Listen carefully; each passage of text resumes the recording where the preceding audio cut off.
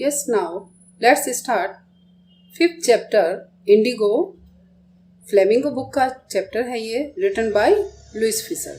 आइए पहले इसके वर्ड मीनिंग देख लेते हैं, कौन कौन से वर्ड मीनिंग है। फर्स्ट वर्ड है एमिसिएटेड। एमिसिएटेड मीन्स थिन और feeble. Resolute, determined. Human, human means क्या होता है, farmer. Advent, arrival. Chided, criticized or blamed. Irksome, irritating. Thugs, violent persons और criminals.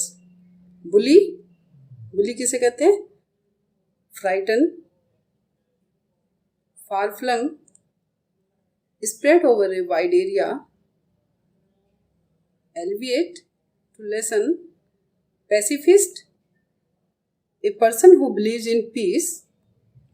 Probe, help or support. Okay. Now start introduction. आइए देखते हैं पहले इस चैप्टर का इंट्रोडक्शन क्या है। इंडिगो, इंडिगो मीन्स नील। Indigo is the story of how Gandhi ji decided to urge the departure of the Britishers from our motherland. यानी कि जो हमारी कंट्री है इंडिया, उससे गांधी जी ने ब्रिटिशर्स को कैसे भगाया। The chapter is an except from Louis Fischer's book the life of Mahatma Gandhi. It is an account of British high handedness and operation and the contribution made by the masses to the freedom movement. Okay. Gandhiji led British departure in 1970. तो गांधी जी ने Britishers को India से भगाने की ठान ली थी कौन से सन में, 1917 में। ओके। तो ये जो इंसिडेंट है दैट प्रूव्ड इंस्ट्रूमेंटल ओकर इन 1917। ओके। तो लुइस फिशर जो है एक राइटर भी थे और एक ये जर्नलिस्ट भी थे। इन्होंने एक बुक लिखी थी जिसका नाम था the life of Mahatma Gandhi, जो महात्मा गांधी की लाइफ से रिलेटेड है और उसी में से एक ये शॉर्ट पार्ट है इंडिगो। 1917 में गांधी जी ने डिसाइडेड किया कि यहाँ से अंग्रेजों को भगाना है। तो देखते हैं गांधी जी ने उसके लिए क्या क्या स्टेप उठाए।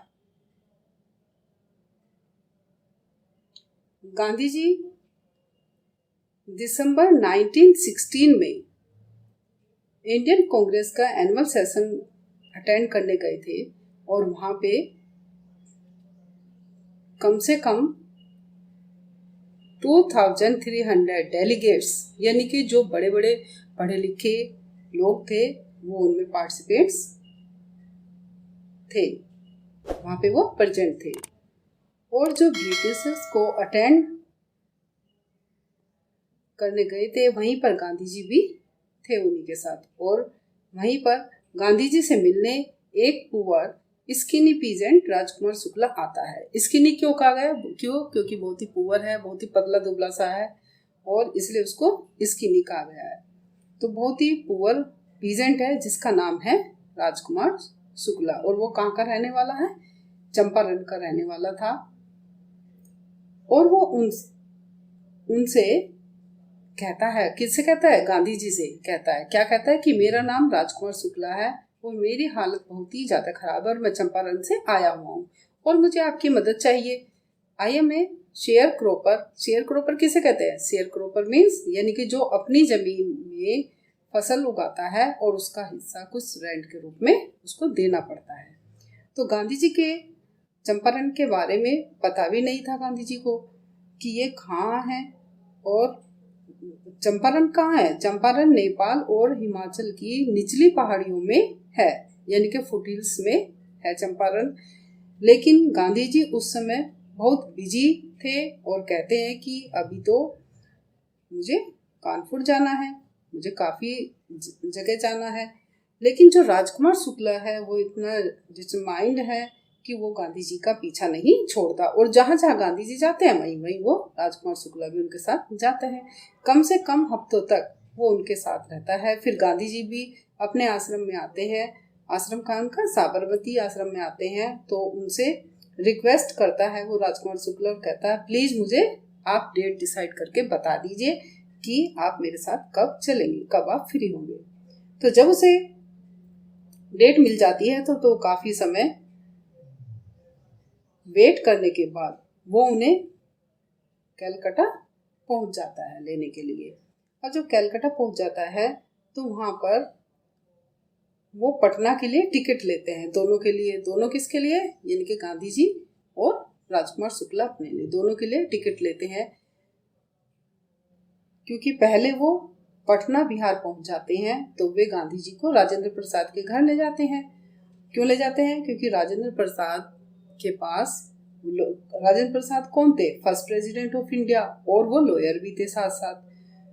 तो वो उनके पास जो भी उनके प्रॉब्लम होती थी किसानों की, वो राजेंद्र प्रसाद के पास जाते थे।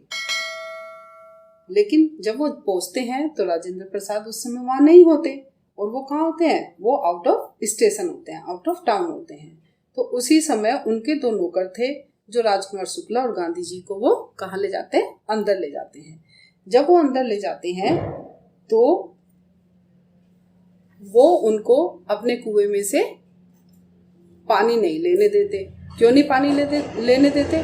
क्योंकि उन नौकर को पता नहीं था कि गांधी जी कौन है। गांधी जी को भी वो क्या समझ रहे थे? पुअर पीजेंट ही है। तो ये सोच रहे थे, इसलिए उनको, और वो अनटचेबल है, तो इसलिए अनटचेबिलिटी के कारण वो अपने कुएं से पानी नहीं लेने देते। फिर क्या होता है, जो इन्फॉर्मेशन होती है गांधी जी को तो कलेक्ट करनी होती है। तो गांधी जी राजकुमार शुक्ला से कहते हैं कि ठीक है, मैं मुजफ्फरपुर जाता हूँ और तुम अब घर जाओ। फिर वो प्रोफेसर जेबी कृपलानी के यहाँ जाते हैं।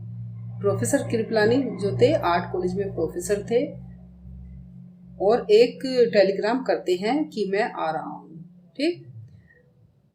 और कम से कम 15 अप्रैल 1917 को मिडनाइट को वो गांधी जी स्टेशन पर पहुंच जाते हैं, जहाँ पर जो कृपलानी होते हैं और उनके काफ़ी सारे स्टूडेंट्स वहीं पर उनकी वेट करते हुए मिलते हैं स्टेशन पर।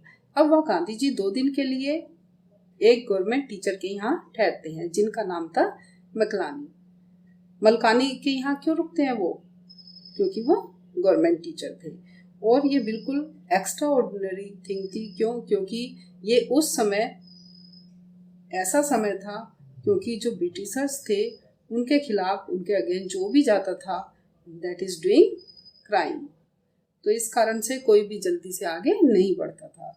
अब गांधी जी 2 दिन वहाँ ठहरते हैं तो सारे में ये खबर फैल जाती है दूर दूर तक।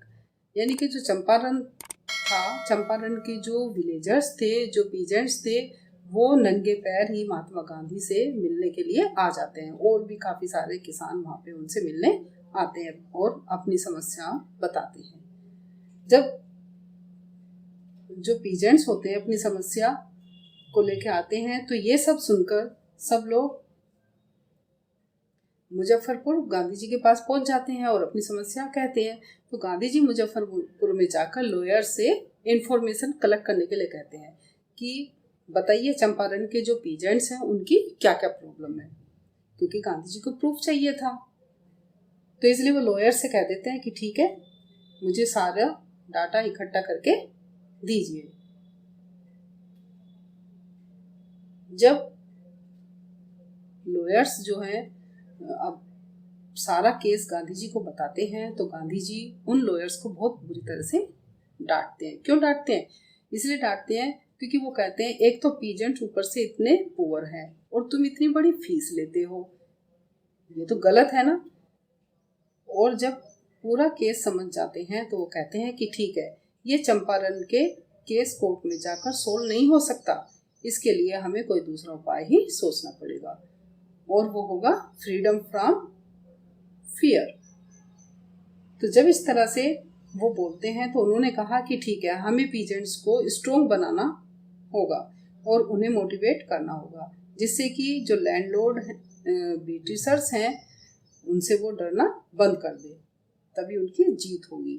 तो गांधी जी ने एक नया कंक्लूजन निकालते हैं कि I will motivate the peasants. और फिर एक अनफेयर डील होती है। अनफेयर डील क्या होती है? चंपारण और लैंडलॉर्ड्स के बीच में, जो चंपारण के बड़े बड़े भागों में बटा था, लैंडलॉर्ड जो थी चंपारण के बड़े बड़े भागों में बटी थी, और वहां पीजेंट जो थे उनके पास, वहां के जो पीजेंट थे उनको क्या कहा गया? टीनेंट्स। टीनेंट्स क्यों कहते हैं? टीनेंट्स इसलिए कहते हैं क्योंकि वहां पे वो किराए पे काम करते थे, इसलिए उनको टीनेंट्स कहा जाता है। अब टीनेंट्स के साथ एग्रीमेंट होता था कि जो पूरा लैंड है उसमें से केवल 15% पर ही इंडिगो उगाओगे। और इंडिगो क्या थी? एक इंडिगो मीन्स नील, जो डाई के रूप में काम आती थी। और 15% ही उगाओगे और 15% लैंड लॉर्ड को रेंट के रूप में देना पड़ेगा। तो ये सब वो टेनेंट के साथ एग्रीमेंट करते थे। उसके बाद क्या होता है, जो जर्मनी की कंपनी थी उसमें सिंथेटिक इंडिगो शुरू हो जाता है, और जो लैंडलॉर्ड थे वो सोचने लगे कि सिंथेटिक इंडिगो में तो हमें लॉस होगा, इसलिए हमें 15% इंडिगो उगानी बंद करनी पड़ेगी। तो वो क्या करते हैं, पीजेंट्स के पास जाते हैं और वो कहते हैं कि ठीक है, एक एग्रीमेंट कर लो। वो एग्रीमेंट क्या होता है कि हमें कुछ पैसे दे दो और फिर हम तुम्हें इस एग्रीमेंट से बाहर निकाल देंगे। तो 15% वाला जो एग्रीमेंट है वो उसको हम खत्म कर देंगे। तो कुछ पीजेंट तो विलिंगली तैयार हो जाते हैं, लेकिन कुछ पीजेंट तैयार नहीं होते, उस एग्रीमेंट को स्वीकार नहीं करते, और कुछ को फोर्सफुली यानी कि ठग्स के द्वारा तैयार किया जाता है। लेकिन कुछ पीजेंट्स जो इलिटरेट थे वो एकदम मना कर देते हैं और कहते हैं कि ठीक है, हमारा पैसा रिफंड करो, जो तुमने एग्रीमेंट के नाम पर लिया था उसे वापस करो। और उसी समय गांधी जी आते हैं जब ये केस चलता हुआ होता है। उस समय क्या होता है, जो चंपारण था, चंपारण मूवमेंट को संभालने के लिए गांधी जी आते हैं। तो सबसे पहले क्या होता है, जो ब्रिटिशर्स लैंडलॉर्ड थे उनके पास जाते हैं और रिपोर्ट मांगते हैं, लेकिन वो एकदम मना कर देते हैं गांधी जी को कि हम, गांधी जी को वो सोचते हैं कि बाहरी व्यक्ति है, तो वो एकदम मना कर देते हैं कि हम किसी बाहर के व्यक्ति को रिपोर्ट नहीं दे सकते। तभी वो ब्रिटिश कमिश्नर ऑफ तिरुवत डिवीजन के पास जाते हैं। वो बहुत ही बुली पर्सन थे और वो गांधी जी को एकदम कहते हैं कि ठीक है, तुम्हें धमकी देते हैं और कहते हैं कि ठीक है, तुम्हें चंपारण को छोड़ के जाना पड़ेगा अभी। लेकिन गांधी जी तो डरते नहीं थे, ना ही वो हार मानते हैं। तो गांधी जी जाते हैं मोतीहार। मोतीहारी कहाँ है? Capital of Champaran. वहां जाकर एक घर में वो लॉयर्स के साथ इन्वेस्टिगेशन स्टार्ट कर देते हैं। तब उन्हें पता चलता है कि पास ही के गांव में एक पुअर पीजेंट के साथ बहुत ही तरह मारपीट हुई है। तो वो हाथी पर बैठकर जाते हैं। तो जब उसको देखने के लिए वो जाते हैं तो पुलिस वाला उनके पीछे आता है और वो कहता है कि आपको रोकने का ऑर्डर लेकर आया हूँ। तो गांधी जी उसकी बात मानकर उसकी कैरेज में बैठकर उसके घर चले जाते हैं वापस। तो फिर वो गांधी जी को नोटिस जो होता है वो पेपर देता है। तो उसमें लिखा था कि आपको चंपारण वापस जाना होगा, यानी कि चंपारण को छोड़कर जाना होगा, क्योंकि वो नहीं चाहते थे ब्रिटिशर्स की ये गांधी जी जो है चंपारण के लिए लड़े। तो वो नोटिस को वापस तो नहीं करते, लेकिन नोटिस के पीछे लिख देते हैं कि मैं वापस नहीं जाऊंगा, मना कर देते हैं स्पष्ट, मैं इस ऑर्डर को स्वीकार नहीं करता और मैं चंपारण में ही रहूंगा और उनकी प्रॉब्लम को सोल्व करने के लिए आया हूँ, तो सोल्व करके ही जाऊंगा। वो रूल ब्रेक करते हैं। जैसे ही रूल ब्रेक करते हैं तो कोर्ट से उनको समन आ जाता है। समन किस कहते हैं? बुलावा। यानी कि जब हम किसी रूल को तोड़ते हैं पनिशमेंट मिलता है ना, तो वो इस तरह से कोर्ट से उनको समन आता है। तो जो अगला दिन होता है वो गांधी जी की प्रोसीडिंग का होता है। तो उससे पहले जो रात होती है उनके लिए कैसी रात थी? वो बहुत ही बिजी रात थी। वो अपने सारे लॉयर्स, जितने भी फेमस बड़े बड़े लॉयर्स थे, उन सब के साथ वो मीटिंग करते हैं और जो वायसराय थे उनको भी वो, वायसराय कौन होते हैं, जो पुलिस हेड होते हैं, उनको भी वो तार द्वारा सूचना दे देते हैं कि सभी जल्दी से वहां इकट्ठे हो जाइए, क्योंकि रूल ब्रेक के लिए मुझे जेल में जाना पड़ सकता है, मुझे जेल हो सकती है, तो आगे का केस आप लोग को ही संभालना पड़ेगा।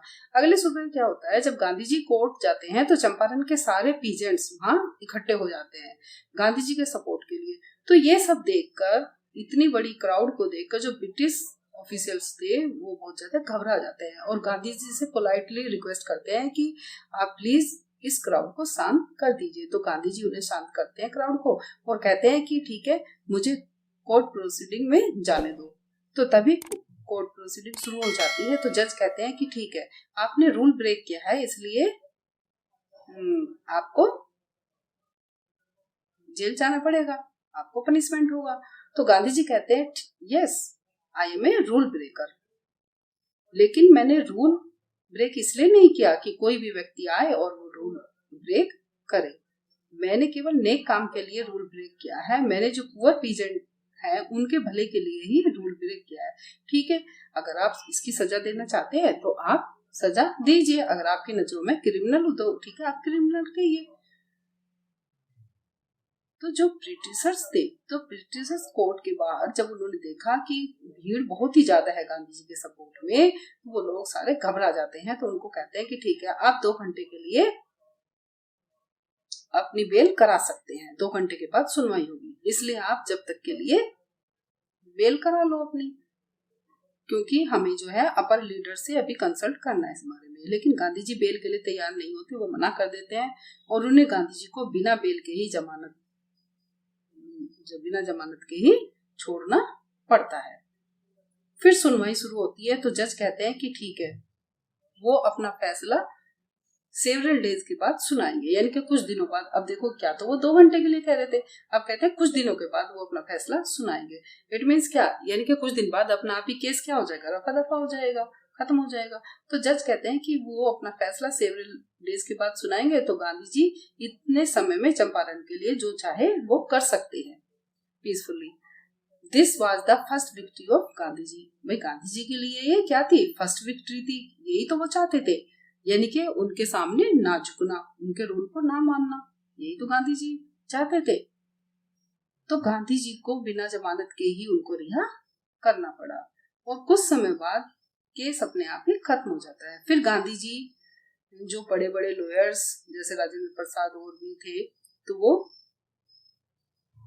कहते हैं उन्हें बुलाकर कि अगर मैं जेल गया तो तुम लोग क्या करोगे। तो कुछ लॉयर तो कह देते हैं कि देखो, अगर तुम जेल गए तो हम भी अपने अपने घर चले जाएंगे। लेकिन राजेंद्र प्रसाद उनकी बात को समझते हैं और कहते हैं कि अगर आप जेल जाएंगे तो हम भी आपके साथ चलेंगे। क्यों? क्योंकि वो समझ जाते हैं और जो दूसरे लॉयर्स होते हैं उनसे भी कहते हैं कि देखो, ये अफ्रीका से आया है और केवल एक अकेले ही पुअर पीजेंट के लिए ये कहाँ जाने को तैयार है, ये जेल में जाने को तैयार है, और हम इसी डिस्ट्रिक्ट के होने पर भी हम उसकी मदद नहीं कर पा रहे। तो कितने शर्म की बात है जब इस तरह से कहते हैं। फिर गांधी जी उनसे कहते हैं कि उनसे इतनी बड़ी बड़ी तुम मोटी फीस लोगे तो क्या भला सोसाइटी का भला हो सकता है। और उन्होंने कहा कि अगर आपको जेल होती है तो हम भी साथ चलेंगे। जब ऐसा कहते हैं तो गांधी जी कहते हैं कि ठीक है। तो ये उनके लिए क्या था, सिविल ओबीडियंस मूवमेंट था। सिविल ओबीडियंस मूवमेंट का मतलब क्या, यानी कि ब्रिटिश के रूल को न मानना। अब क्या होता है, अब गांधी जी बहुत खुश होते हैं यहाँ पर और कहते हैं कि हमने बैटल को जीत लिया है। और जो लॉयर्स होते हैं उनकी ये इंडिया की क्या होती है, फर्स्ट ट्रिम्प होती है। क्यों? क्योंकि सिविल डिसोबीडियंस था।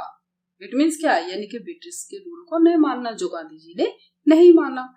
फिर कुछ दिन बाद क्या होता है, जो लेफ्टिनेंट के द्वारा उनको रिटन में एक लेटर आता है गांधी जी के पास कि आपको जो है आपका केस खत्म कर दिया गया है।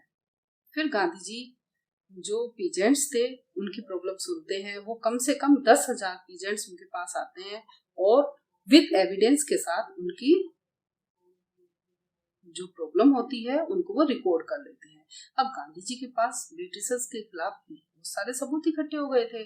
फिर जून में क्या होता है, जो सर एडवर्ड गेट थे, बड़े लेफ्टिनेंट थे, वो गांधी जी को बुलाते हैं और लेकिन जाने से पहले गांधी जी अपने लॉयर्स को आगे की कार्यवाही करने के लिए कह जाते हैं कि अगर मैं वापस नहीं आया तो तुम वहां जाकर क्या करोगे,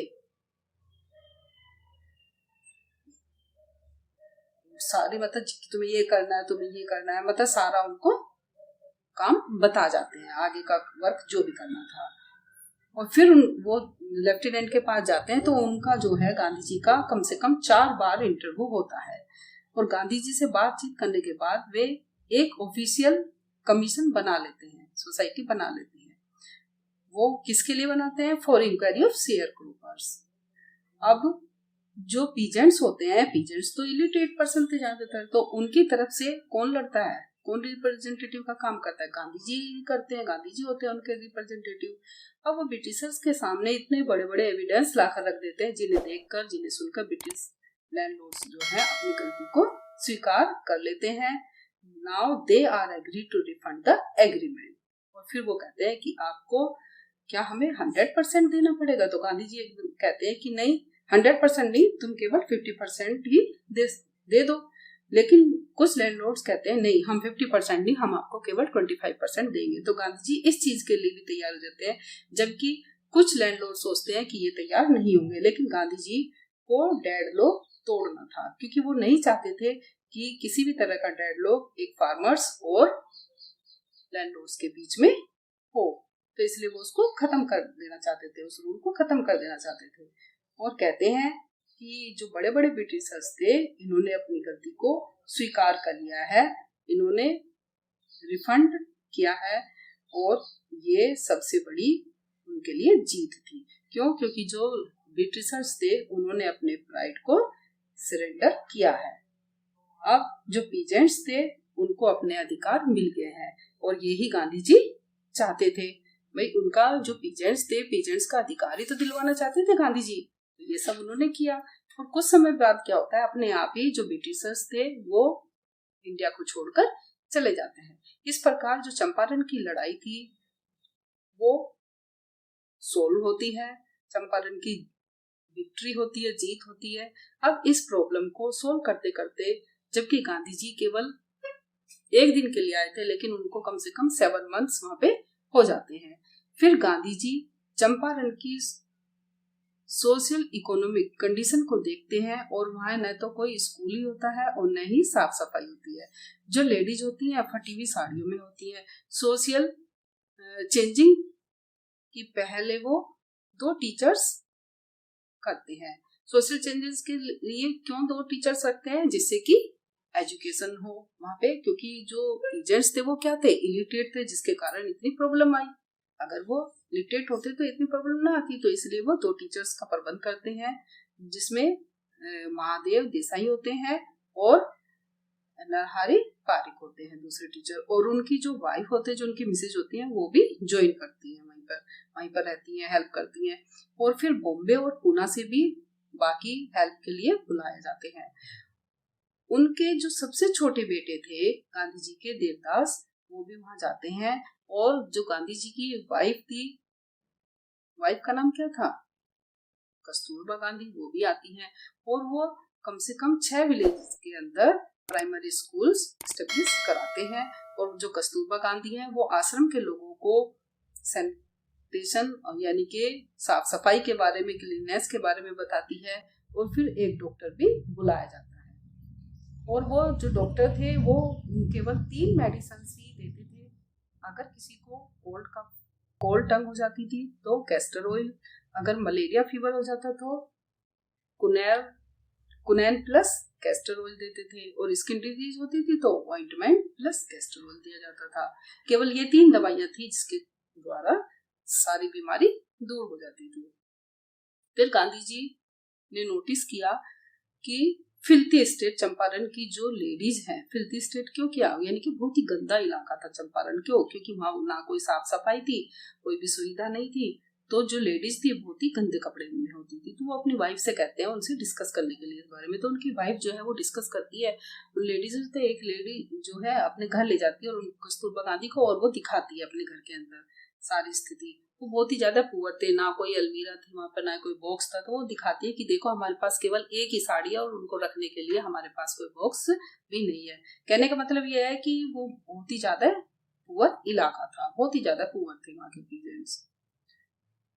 फिर गांधी जी चंपारण में रहकर ही साफ सफाई सारी ही जिम्मेदारी अपनी निभाते हैं वहां पर, वो सारा वर्क करते हैं और वहीं रहकर आश्रम की भी सारी मेल के द्वारा जानकारी लेते रहते थे। जो चंपारण एपिसोड टर्निंग पॉइंट था वो क्या था? गांधी जी कहते हैं कि मेरा वर्क ऑर्डिनरी वर्क था, लेकिन मैंने जो ब्रिटिशर्स को बता दिया था कि मैं अपनी कंट्री में उनके ऑर्डर को नहीं मानूंगा, ये एक्स्ट्रा ऑर्डिनरी वर्क था उनका, क्योंकि उन्होंने कभी उनके रूल्स को, ब्रिटिशर्स के रूल्स को नहीं माना।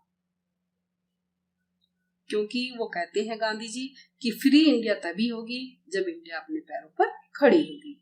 तो गांधी जी के जो फॉलोअर्स थे, जो वो एक अंग्रेज थे, वो गांधी जी को बहुत रेस्पेक्ट करते थे और उनका नाम था चार्ल्स फ्रेयर एंड्रू। वो गांधी जी जो थे सेल्फ रिलायंस के लिए लड़ रहे थे। उनका कहना था, जो अंग्रेज थे वो एंड्रू जो थे वो फिजी आइलैंड पर अपनी ड्यूटी करने के लिए जा रहे थे। तो जाते समय वो गांधी जी को गुड बाय करने के लिए आते हैं। तो जब वो आते हैं तो जो राजेंद्र प्रसाद लॉयर थे और कुछ वकील थे, वो कहते हैं कि हम क्यों ना इन्हें अपने सेल्फ रिलायंस के लिए अपनी तरफ रख ले, इन्हें अपने सपोर्ट के लिए, जिससे कि इन्हें अगर देखेंगे अंग्रेज तो वो डरेंगे। लेकिन गांधी जी इस चीज के लिए मना कर देते हैं और कह देते हैं कि ये हमारी लड़ाई है और हमें खुद ही लड़ना है।